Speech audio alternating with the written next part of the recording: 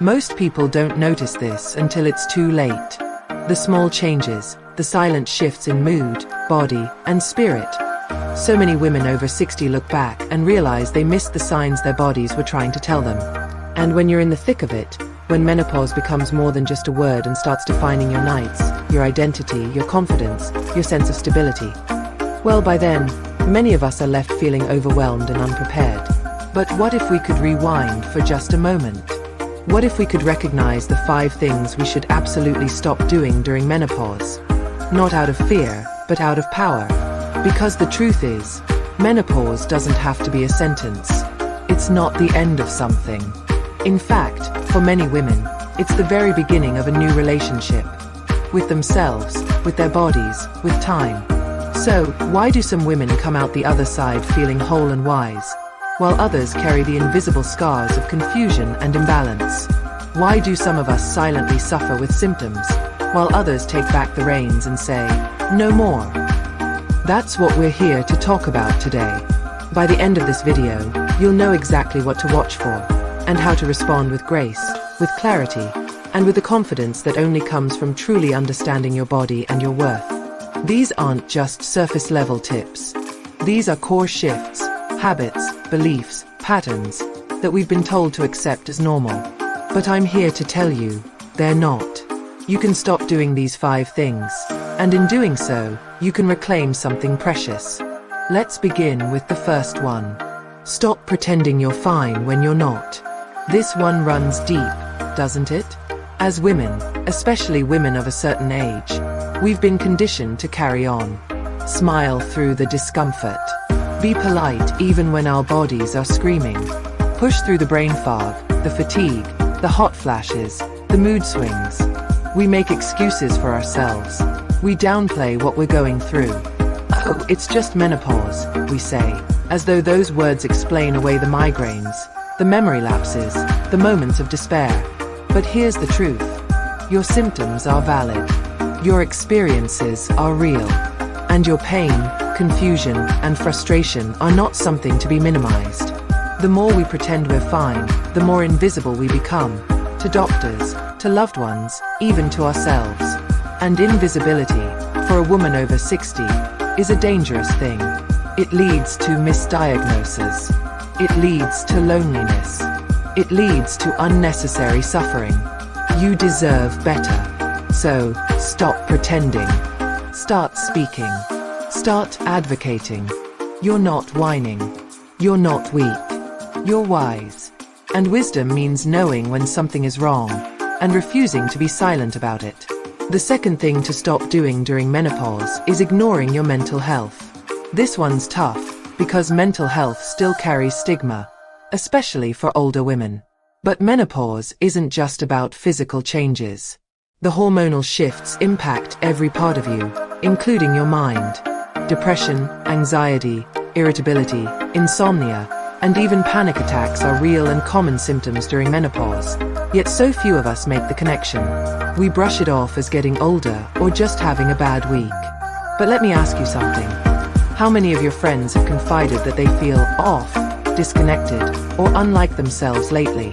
How many women do you know who've started to question their self-worth, their relationships, even their purpose, once menopause begins? It's more than just hormones. It's identity. And when you ignore what's happening in your mind, you deny yourself healing. So stop isolating. Stop thinking you have to tough it out alone. Therapy, medication, meditation. These are not signs of weakness. They are tools. Tools for clarity, for peace, for reclaiming joy in a time that often feels uncertain. You deserve joy, not just endurance. So stop dismissing your mind as something separate from your health. Your brain deserves as much care as your heart. Here's the third thing to stop doing. Stop treating menopause like a temporary nuisance. Too many women approach this stage of life like it's a bad storm to wait out. If I can just get through this, they say, everything will go back to normal. But the truth is, there's no going back. And that's not a bad thing. Menopause is a transition, not a pause.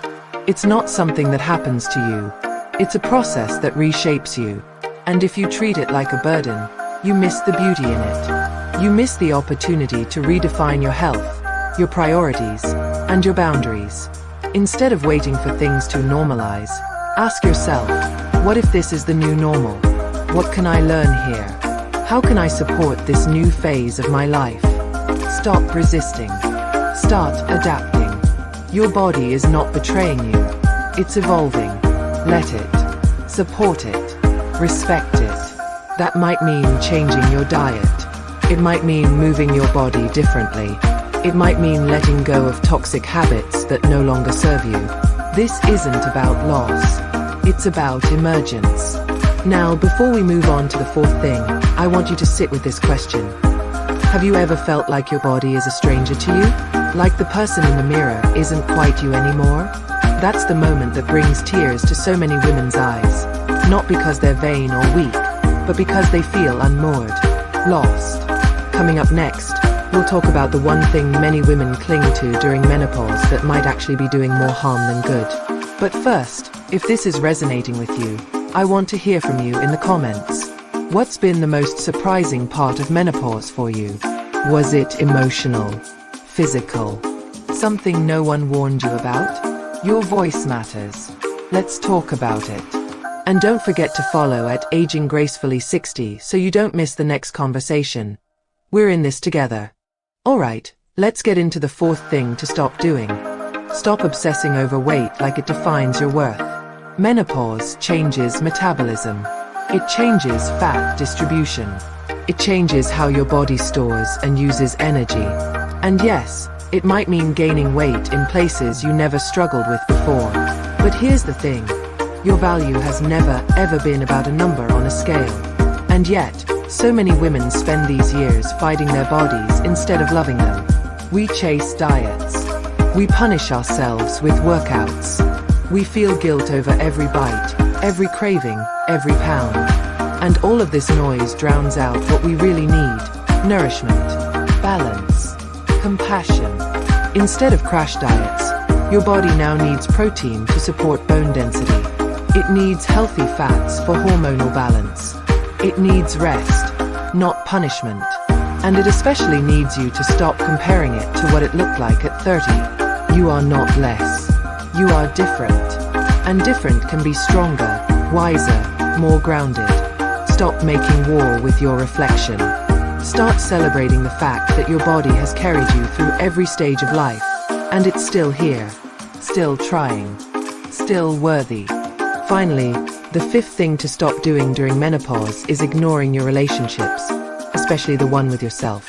This time of life can be isolating. Friendships change. Family dynamics shift. You may be caring for aging parents, navigating retirement, dealing with an empty nest, or grieving a lost spouse.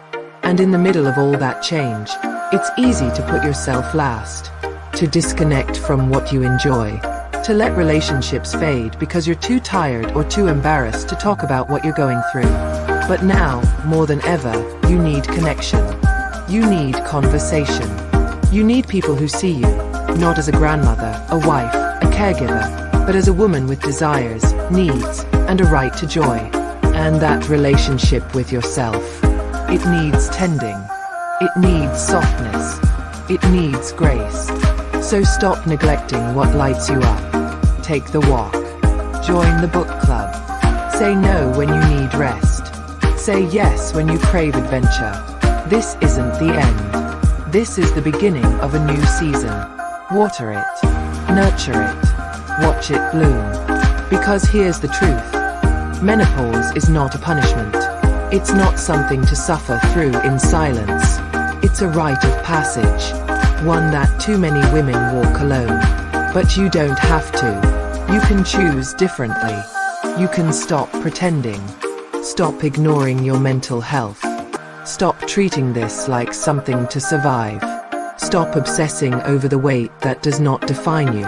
Stop disconnecting from the people and passions that make life full.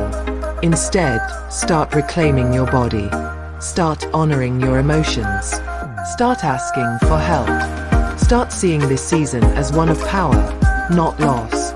If this reminded you of someone, share it with a friend. You never know who needs to hear it. We all age, but how we age is up to us. Leave a comment if you've seen yourself in these words. Let's talk about it. Let's bring menopause into the light, where it belongs. And don't forget to follow at Aging Gracefully 60 for more honest, emotional, and empowering conversations about life after 60.